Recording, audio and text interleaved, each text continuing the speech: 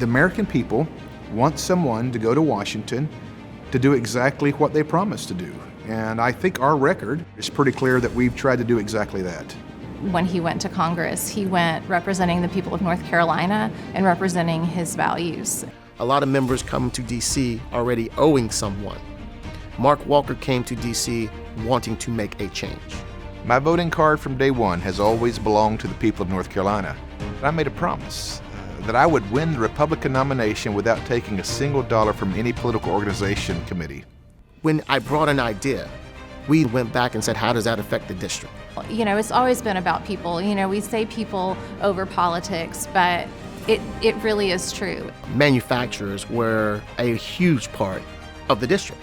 And they actually came to Mark Walker. And they told us the way that the current policy was impacting them in a negative way.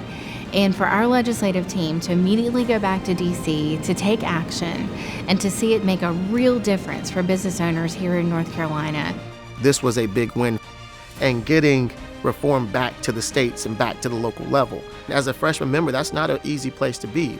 We were the first new member to pass legislation. We were the first new member in congressional history ever elected to chair the Republican Study Committee.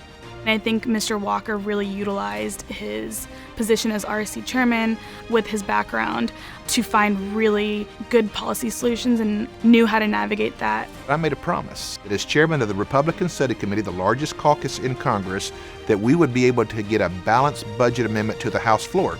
And he was able to bring that to fruition all the way up to a floor vote, which being in the minority doesn't happen, period. He didn't want to talk about reform. He wanted to enact policies. The vice president had been in office 2 months, so I called him. And I said, Mr. Vice President, I said, if you'll work with me, I'll get all the members in the room, committee chairmen, caucus chairmen, to make sure that we can put the plan together to actually do what we promised the American people, and that is repeal these horrible mandates that are part of Obamacare, as well as defund Planned Parenthood. He said, Mark, I'm in. The vice president and Mark Walker, as chairman of the Republican Study Committee, put together this group, and we put a plan together. We all signed off on it. They said, then we've got a deal. We've just repealed Obamacare.